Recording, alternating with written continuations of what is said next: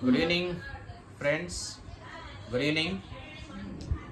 Welcome to this episode of Through Literary Lens. Namaskar, Vinod ji. Very good afternoon to And- all our listeners. and- What you are going to discuss today, Rajesh? No, Vinod ji. Today we will talk romantically. Oh, Yeah.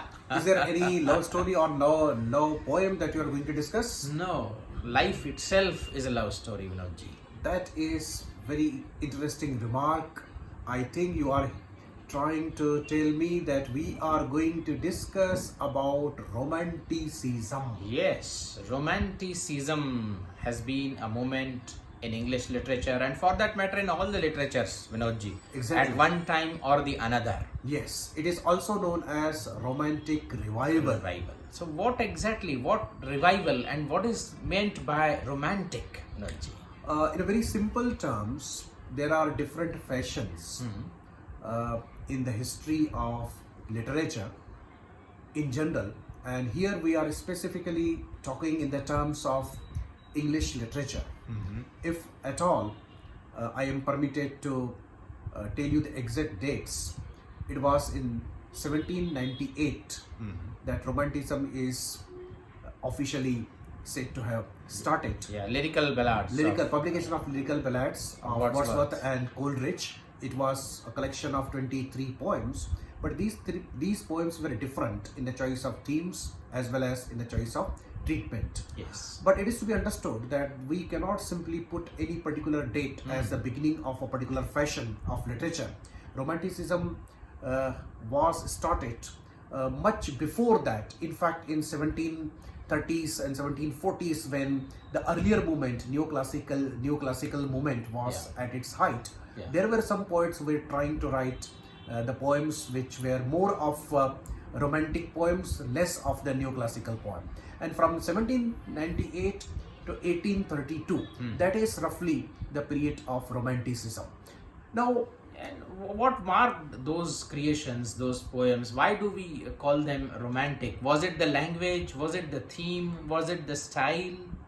well, Romanticism has been defined by the different critics, but the most important definition that I have come across so far comes from Victor Hugo. Yeah.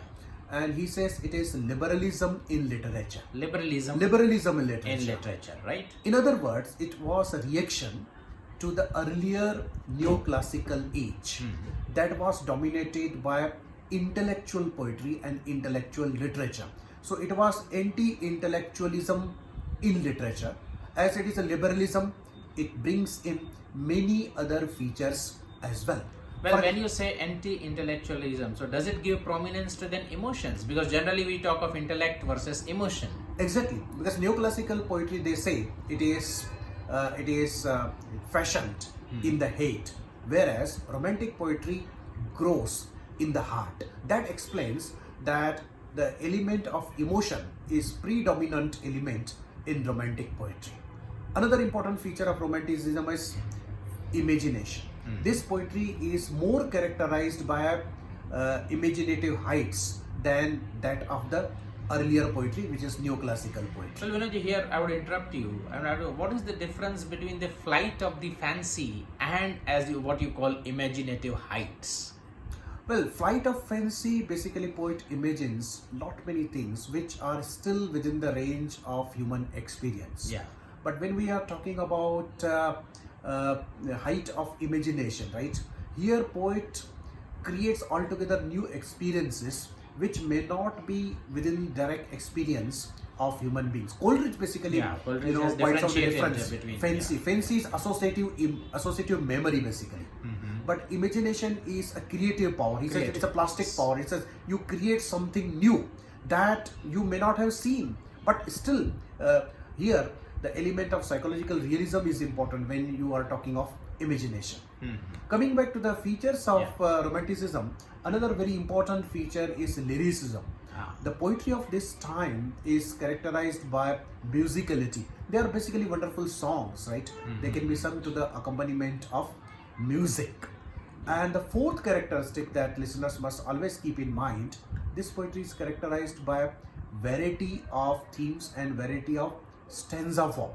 Earlier poetry was written in heroic couplets. Couplets, yeah. Yeah, whereas this poetry is written in lot of standard forms like Tarza Rima, Ottawa Rima, Spenserian stanza form, Even sonnet, even sonnets, right, and lyrics. So majority of the poetry is lyrical poetry. And sometimes the rhyme scheme is irregular also. Yeah, Sometimes it is irregular. Sometimes it is written in the blank verse. Even Wordsworth has used blank verse. Then another characteristic is impact of medievalism.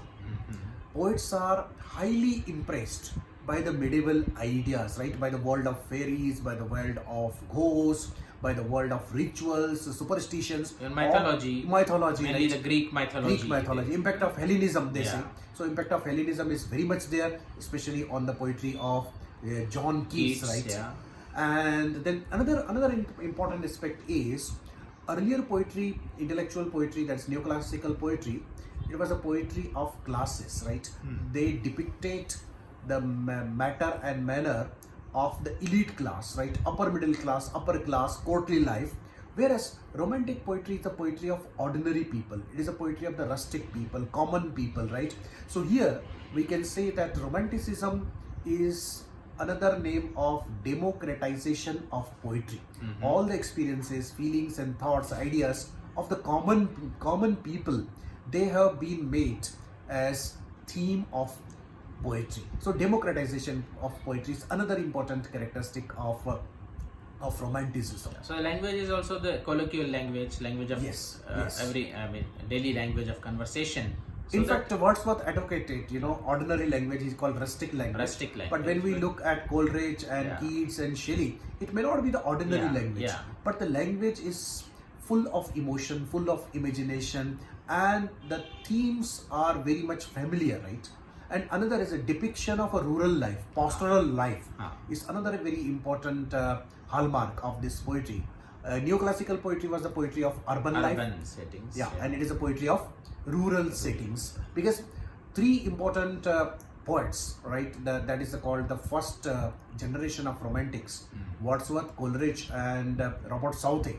They came from the Lake District, which is a place which is replete with natural surroundings, rustic surroundings, pastoral surroundings. So all these things are very much reflected in this poetry. And before Rajesh will proceed further, let me explain briefly why it is called revival. Yeah, naturally. That is what I was going to ask you. What revival indicates that something was revived, resuscitated. Exactly. Yeah.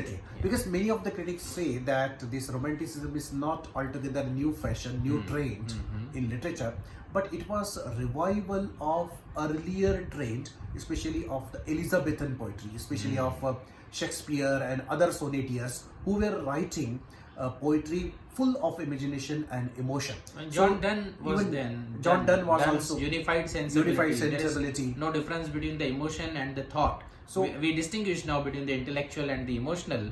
But in Donne's time, it was the unified sensibility. So it was the impact of Shakespeare and Milton, which is quite visible on this romanticism. And when we talk of the influences, right, on romanticism, there are some other influences. French Revolution that had taken place in 1789, and Coleridge and Wordsworth, they were very much there in France. They had seen this revolution, and in their young days, they were highly influenced by the ideals of the French Revolution. That is the concept of equality, concept of liberty, fraternity. So they tried to practice all these concepts in poetry. It is a different story that in their later life they got disillusioned with the horrors of the French Revolution, because French Revolution basically started to give democratic rule, but what it gave to France was dictator, that is Napoleon Bonaparte. He is called the child of French Revolution. So, and apart from that, the impact of continental philosophy, especially the philosophy of Kant and Hegel, was another important impact on romanticism. Well, so romantic poets are by and large most popular poets, right? They have enjoyed greatest popularity among all the poets of English literature. If you talk even to the high school children, they have heard name of Wordsworth, Clinton Abbey, P.B. Shelley, John Keats' Odes, Coleridge's Rime of Ancient Mariner. So they are very, very, very important poems. They enjoy, a lot of popularity, not only with the scholars and critics, but even with the common people. So, Vinodji, aren't we going to discuss some of them, some of their poems? Yeah, we are going to discuss some of their poems, right, in different episodes. But here I must tell you that there are 6 important romantic poets. First generation, William Wordsworth, Coleridge and Southey. Interestingly, Rajeshji, each of these poets, although various characteristics that we have already discussed, they are very much there in their poetry. But each of these poets, becomes a symbol of one dominant character. For example, when we talk of William Wordsworth, he is the greatest poet of nature. Depiction of nature. Nature to him is not simply a dead entity, but it is a living spirit. It is a moral spirit. It is a spiritual spirit. Yeah, as he said, one impulse from vernal wood can teach you more of man than 1,000 sages can.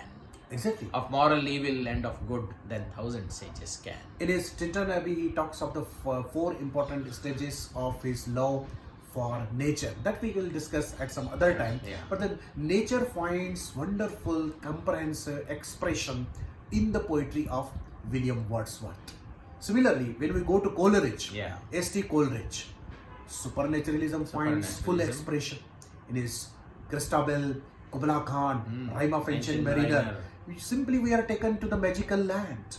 Things are happening that surprise us, right? We are simply horrified sometimes. Sometimes we feel wonder, right? So supernaturalism is very much there in the poetry of Coleridge. And when we talk of P.B. Shelley, John Keats and Byron, this is known as younger generation of romantic poets. P.B. Shelley is the greatest lyricist in the entire range of English literature.